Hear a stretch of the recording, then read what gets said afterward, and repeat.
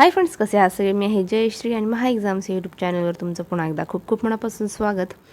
तर फ्रेंड्स, आज आपण TET आणि CET या एक्झाममधील परीक्षेमधील EVS या विषयातील पहिला जो भाग आहे त्याचं नाव आहे कुटुंब व मैत्री या विषयावरील 2013 ते 2025 दरम्यान विचारलेल्या प्रश्न उत्तरांचा अभ्यास करणार आहोत. त्याच जर चॅनलवर नवीन असेल आणि चॅनलला सबस्क्राईब केलं नसेल तर महा एक्झामचं यूट्यूब चॅनलला नक्की सबस्क्राईब करा. चला आता मग वळूयात आपल्याच्या पहिल्या प्रश्नाकडे.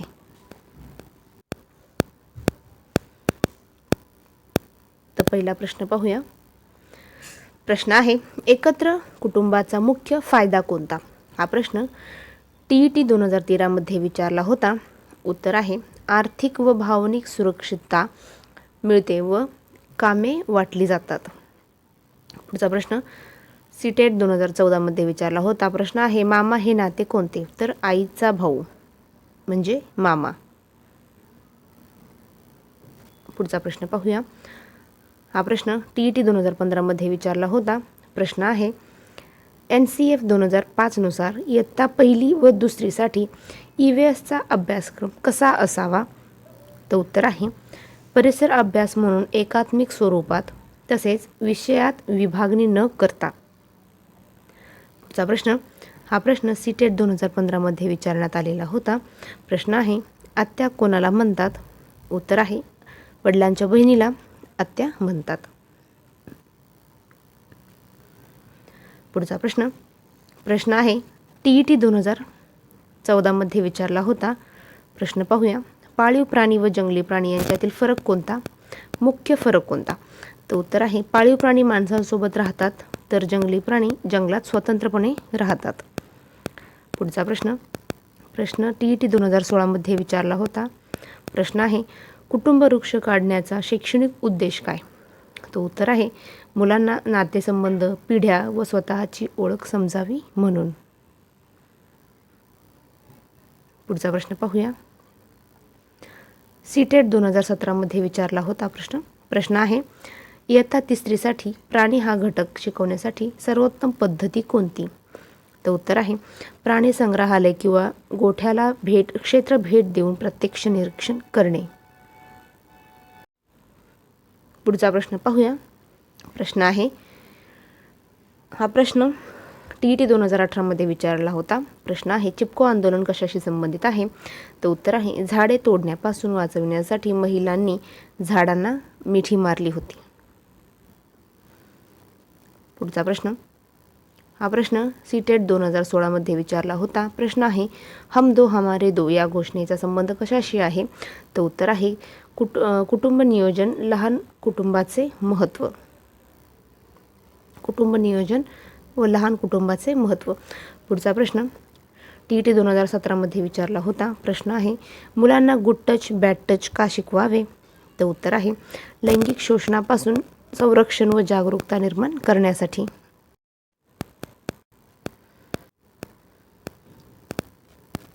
पुढचा प्रश्न पाहूया. प्रश्न आहे, हा प्रश्न TET 2019 मध्ये विचारला होता. प्रश्न आहे, EVS मध्ये मॅपिंग कौशल्य कोणत्या घटकापासून विकसित होते?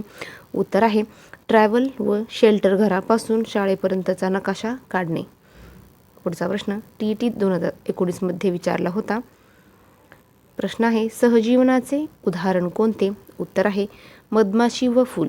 तर मधमाशीला मध मिळते, फुलाचे परागीभवन होते. पुढचा प्रश्न पाहूया. हा प्रश्न TET 2020 मध्ये विचारला होता. प्रश्न आहे, पणजोबा हे नाते कसे तयार होते? तर आजोबांचे वडील पणजोबा. पुढचा प्रश्न CTET 2020 मध्ये विचारला होता. ब्लू क्रॉस ही संस्था कशासाठी काम करते? तर जखमी व बेवारस प्राण्यांचे संरक्षण व उपचार. पुढचा प्रश्न पाहूया. प्रश्न आहे, हा प्रश्न TET 2022 मध्ये विचारला होता. प्रश्न आहे, कडुलिंब या वनस्पतीचे 2 उपयोग सांगा.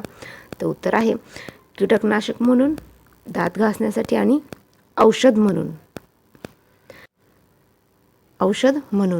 पुढचा प्रश्न CTET 2021 मध्ये विचारला होता. प्रश्न आहे, सून व जावई ही नाती कधी तयार कधी निर्माण होतात, तर मुलामुलींच्या लग्नानंतर. पुढचा प्रश्न पाहूया.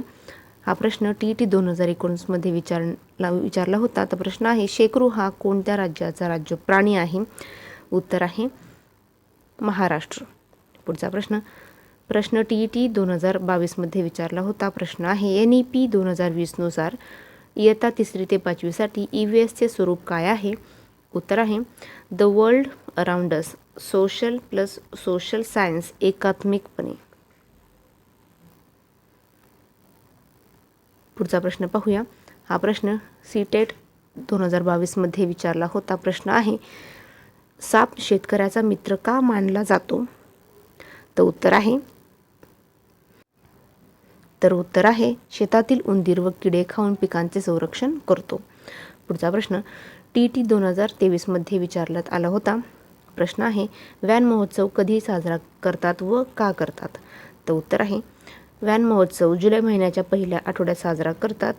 तर याचे साजरा करण्याचे कारण आहे वृक्ष लागवडीस प्रोत्साहन देण्यासाठी हा व्यान महोत्सव साजरा करतात.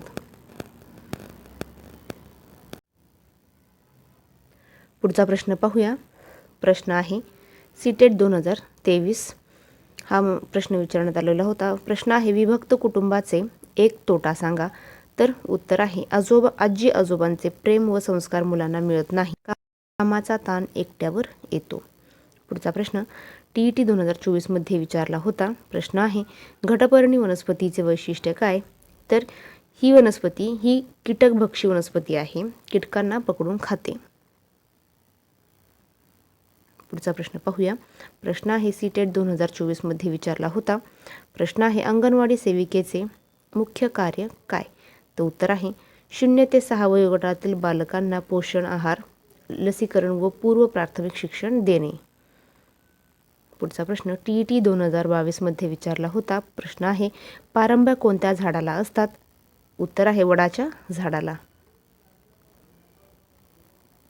पुढचा प्रश्न पाहूया. TET 2025 विचारला होता. प्रश्न आहे, कौटुंबिक हिंसाचार कायदा 2005 नुसार कोण संरक्षण मागू शकते? तर उत्तर आहे कुटुंबातील कोणतीही स्त्री, पत्नी, आई, बहीण, सून.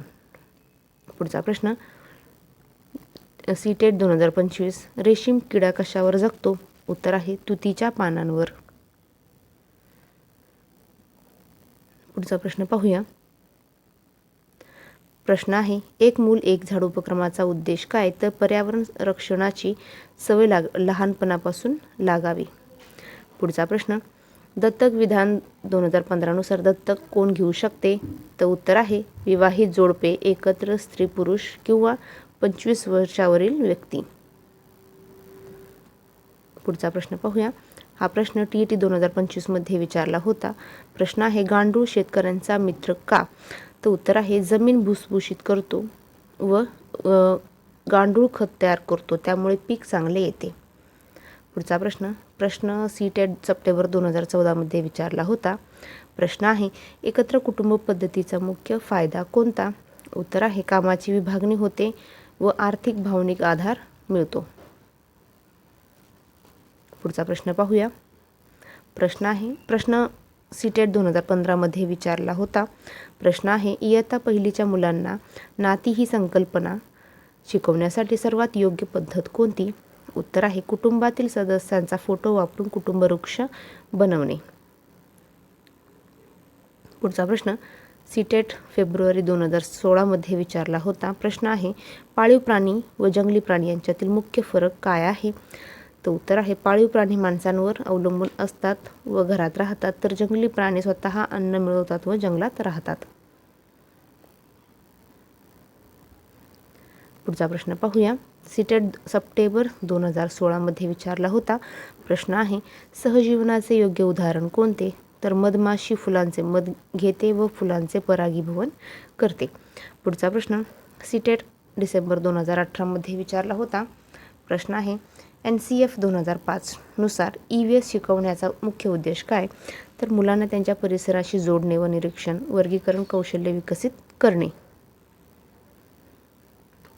पुढचा प्रश्न पाहूया. प्रश्न आहे सीटेट 2021मध्ये विचारला होता. प्रश्न आहे गांडूळ शेतकऱ्याला कशी मदत करतो. तो उत्तर आहे गांडूळ जमीन भुसभुशीत करतो व गांडूळ खत तयार करतो, त्यामुळे जमिनीची सुपीकता वाढते. पुढचा प्रश्न पाहूया. सीटेट ऑगस्ट 2023मध्ये विचारला होता. प्रश्न आहे रेशीम कशापासून मिळते. उत्तर आहे रेशीम किड्याच्या कोशापासून रेशीम मिळते. तर फ्रेंड्स थांबूया इथेच, भेटूया पुढच्या व्हिडिओमध्ये. जय हिंद.